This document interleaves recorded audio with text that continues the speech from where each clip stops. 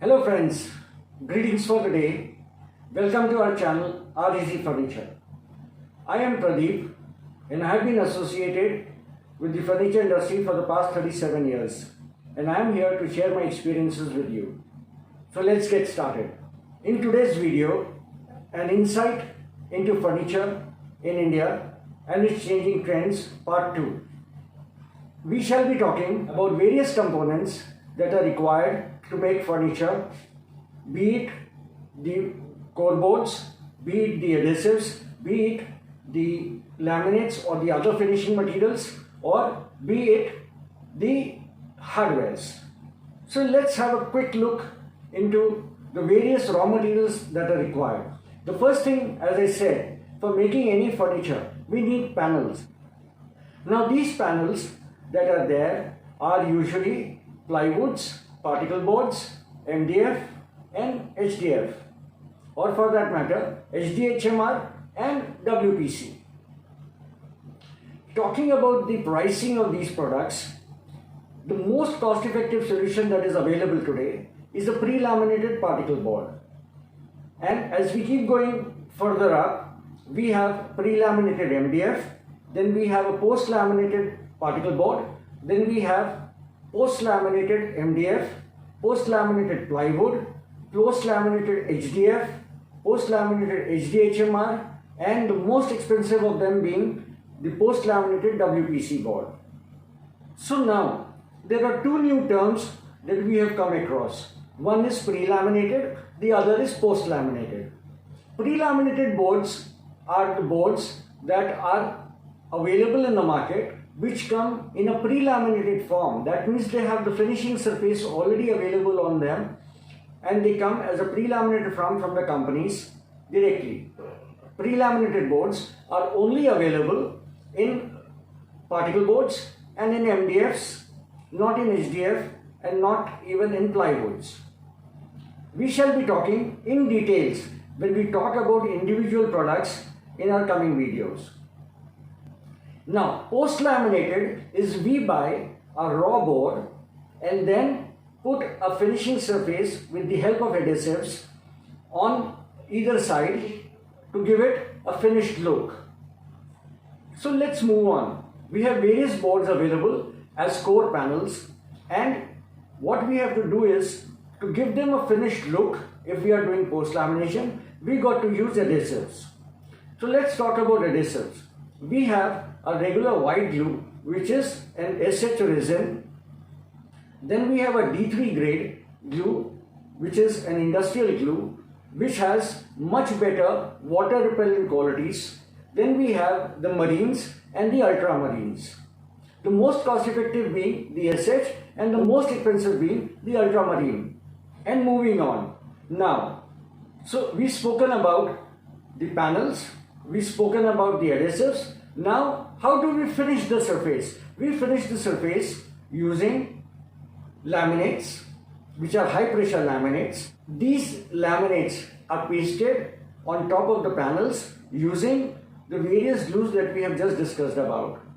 And we need to paste the laminate on either side of the board so that there is no warpage on the board over a period of time. So our panel is now ready and it is ready to be cut. After the laminate has been pasted on the board, ideally it should be used or cut after about 4 to 5 days. The normal trend in our country is we paste the laminate today and the next day in the morning is we take it up for cutting, which is a very wrong process. I shall be discussing this in the video where we shall be talking about various glues and their various properties. Now, the laminates. Laminates come in various finishes. They are suede finish, they are matte finish, there are textured laminates, there are high gloss laminates, there are high gloss tough laminates, there are metal laminates, and so on. The various companies making laminates in our country, these laminates come in various thicknesses starting from 0.6 mm and can go up to about 5 mm. Different thicknesses of laminates are used on the panels for different purposes. Like if we are making a residential furniture, we usually prefer using a 1 mm laminate, and if it is an industrial use, then we use higher thicknesses of laminates so that the furniture longevity is there. So in the process, we took a panel, we pasted a laminate on either side using additives, and then cut the panel. Now what happens to the edges that are left open? Now, the open edges of the panels are sealed in carpentry by using lipping putties and then having them painted or polished. Whereas in modular furniture, we use PVC edge bands which are available in the market, and they are pasted onto the board on machines using hot melt glues, where the glue normally melts about 180 degrees and then it solidifies as soon as it becomes cold. So our panels are now ready to be joined together to make furniture. These panels are usually joined together using various joinery hardwares, which are probably knockdown fittings in the case of modular furniture, and which are normally screws or nails when we talk about carpentry furniture.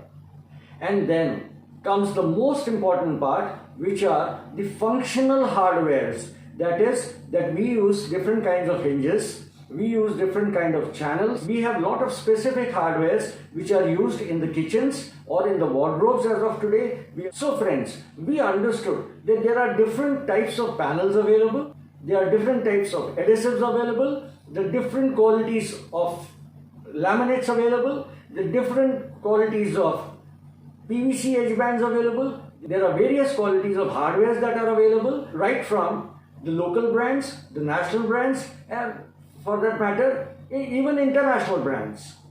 So the cost of furniture can actually be worked and made budget friendly using different raw materials. Now every raw material has a specific use, like commercial ply can be used for making wardrobes, but not in the bathrooms. It cannot be used in the areas like kitchens where the moisture and the humidity levels are very high. We should use different boards there. We can make wardrobes, we can make beds, we can make bedside tables, dressing tables, even in pre-laminated particle board. So the cost factor can really be different if we are using different raw materials. So when we talk about the cost of furniture, it actually depends on what kind of raw materials we have used, on what kind of panels we have used, what kind of adhesives we have used, what kind of laminates we have used, or maybe other finishing materials that we have used, and what kind of hardware that we have used. We have a huge range of raw materials available. You see, it is very difficult to compare the cost of a product in spite of giving the same design to two different vendors. There is a lot of variance in the offer we get from two different vendors for the same product with the same design, because as we discussed, at every level there are so many variants available in every product. Like if we talk about panels, we have so many different types of panels available. If we talk about adhesives, then we have so many variants of adhesives available. If we talk about laminates, there's a huge range of laminates that is available. If we talk about edge bands, there are a huge range of edge bands that are available. If we talk about hardwares, again, there are a lot of variants that are available. So if we want to compare the price of two vendors, what we have to do is we got to give them a design along with the specification for all the raw materials that are going to be used. That is the only way we can compare the cost. So after receiving the cost from the vendors is when we can talk to the vendors and tell them to play around with the raw materials to get the desired budgeted furniture that we are looking for. In my upcoming video, you see, if we talk furniture in India and we say from Jammu and Kashmir and we go down till Kanyakumari, or we start Mumbai and we go down to Arunachal Pradesh, it becomes really difficult to give a same quality furniture at every place, because of India being a tropical country. We have different temperature zones. Now, if we talk of making furniture for Rajasthan, it may not be good enough for the furniture that we are making in high rain areas like Cherrapunji. If we are making furniture for a dry climate like maybe central India, the same raw materials may not be suitable for furniture that is made in the coastal areas. So the furniture specifications actually depend and vary from place to place in our country. So friends, in my upcoming video, we shall be discussing various raw materials and what are their specifications, how they are made, and for which region are they suitable, and for what purpose are they suitable. If you like this video, please like, share and subscribe this video with your friends and colleagues. Thank you and see you soon.